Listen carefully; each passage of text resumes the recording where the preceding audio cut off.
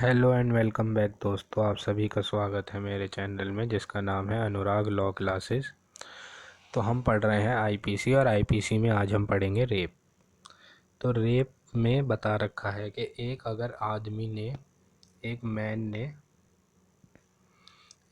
ने rape commit कर दिया, तो वो रेप कैसे कमिट करेगा? जब उनने पेनिट्रेट कर दिया पीनिस को पेनिट्रेट करा उसने, vagina, mouth, urethra, anus anus में किसी वुमेन के अगर उनने पेनिट्रेशन कर दिया तो रेप माना जाएगा। या फिर अगर उनने कोई और ऑब्जेक्ट भी पेनिट्रेट करा, तो कोई और ऑब्जेक्ट भी पेनिट्रेट करा उनने, वेजाइना, यूरेथ्रा, एनस इन सब चीज, माउथ, इन सब चीज़ों में किसी वुमेन के, तो भी वो रेप माना जाएगा। और थर्ड हमें बता रखा है कि अगर वो मैनिपुलेट करता है किसी पार्ट को, बॉडी के पार्ट को अगर वो मैनिपुलेट करता है और वुमेन को कॉज करता है, वुमेन से मतलब करवाता है पेनिट्रेशन, वेजाइना, यूरेथ्रा, एनस या कोई और पार्ट है जो कि बॉडी का है वुमेन की, तब वो रेप माना जाएगा। और ये जो है माउथ जो है, इसमें क्या कहते हैं, ये माउथ, वेजाइना, एनस, यूरेथ्रा जो होता है इन सब पे ये अप्लाई होता है। अब रेप के कुछ एसेंशियल होते हैं।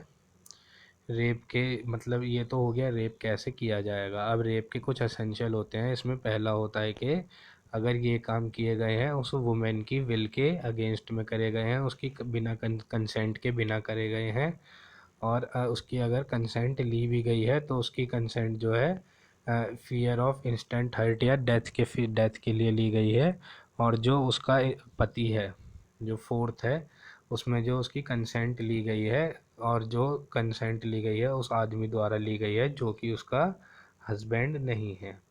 और उस वुमेन को उसे ये कहा जाता है कि ये जो पर्सन है, बिलीव कराया जाता है कि ये जो पर्सन है वो उसका हस्बैंड है, लॉफुली मैरिड हस्बैंड है। और इसमें आगे हमें बता रखा है कि अगर अनसाउंड है, तो इसमें आगे हमें बता रखा है कि अगर अनसाउंड है और इंटॉक्सिकेटेड है और अनेबल है समझने में, और अनेबल है अंडरस्टैंड करने में नेचर और कॉन्सिक्वेंस किसी एक्ट को, या फिर उसकी बिना कंसेंट के लिया गया है और 18 साल से कम की है और वो लड़की, और वो कम्युनिकेट करने में अनेबल है, कम्युनिकेट करने में अनेबल है, जो कि क्या कहते हैं, इसमें बता रखा है। और इसमें एक एक्सेप्शन दे रखा है, इसमें एक्सेप्शन भी दे रखा है एक, अगर सेक्सुअल इंटरकोर्स किया गया है, अगर सेक्सुअल इंटरकोर्स किया गया है किसी इंसान द्वारा, मतलब मैन द्वारा उसकी वाइफ के साथ, और जो वाइफ है वो 15 साल से कम की नहीं है। अगर वो 15 साल से कम की है तो वो रेप माना जाएगा, और 15 साल से ज़्यादा की है तो रेप नहीं माना जाएगा। अब इसमें हमें क्या कहते हैं, पनिशमेंट जो है हमें 376 में दे रखी है। इसकी पनिशमेंट पढ़ लेते हैं। रेप की पनिशमेंट जो है 10 साल और लाइफ इम्प्रिजनमेंट और फाइन हमें बता रखा है 376 में। इसमें अगर कोई पुलिस ऑफिसर रेप कमिट कर देता है, तो अगर वो पुलिस की स्टेशन की बाउंड्री के अंदर है, प्रेमिसेस के अंदर है, या फिर कोई वुमेन के साथ करता है जो कि उस ऑफिसर की कस्टडी में है, तो या फिर कोई पब्लिक सर्वेंट के बारे में हमें आगे बता रखा है कि अगर कोई पब्लिक सर्वेंट है, वो अगर रेप कर देता है, पब्लिक सर्वेंट अगर रेप कर देता है किसी वुमेन के ऊपर जो उसकी कस्टडी में है, या फिर कोई आर्म्ड फोर्स का मेंबर है, या फिर जेल स्टाफ का मेंबर है, हॉस्पिटल स्टाफ का मेंबर है, या उस वुमेन के ऊपर रेप किया जाता है जो प्रेग्नेंट है, या कोर्ट को रीज़न टू बिलीव है कि जो ये पर्सन है इसको कम से कम 7 साल की सज़ा होनी चाहिए, और रेप किया गया है किसी 12 ईयर से कम की बच्चे के ऊपर, और अगर गैंग रेप किया है तो रिगरस इम्प्रिजनमेंट होगी 10 साल की, और कोर्ट इसमें स्पेशल रीज़न भी देगी अगर क्या कहते हैं 10 साल से कम की सज़ा कोर्ट सुनाती है तो। अब आ जाते हैं 376A पे।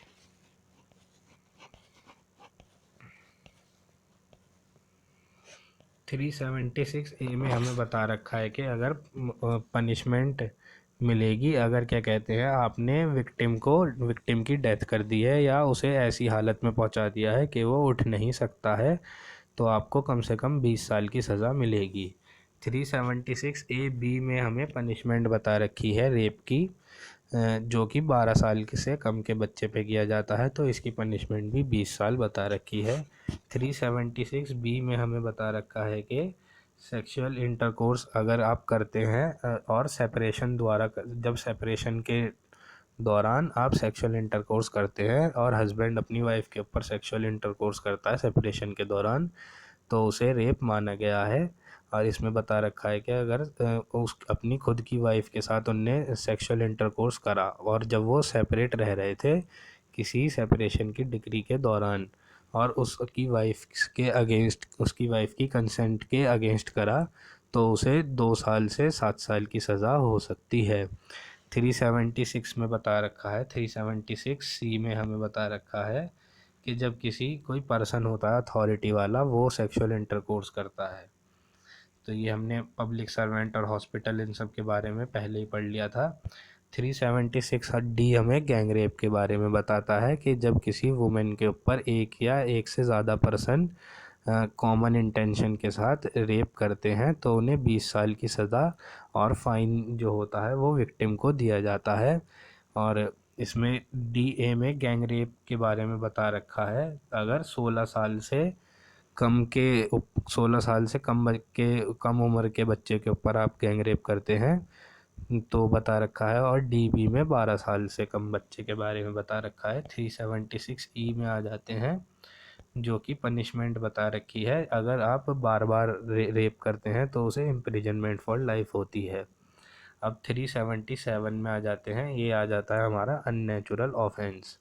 तो अननेचुरल ऑफेंस में क्या होता है कि अगर आप कार्नल इंटरकोर्स कर रहे हैं किसी नेचर के खिलाफ, कि मतलब नेचर के खिलाफ होता है इंटरकोर्स, जैसे इन इंसानों में मैन और वुमेन इंटरकोर्स करते हैं, तो अगर आप किसी एनिमल के साथ इंटरकोर्स करने जाएंगे तो आपको 10 साल की सज़ा और लाइफ इम्प्रिजनमेंट होगी।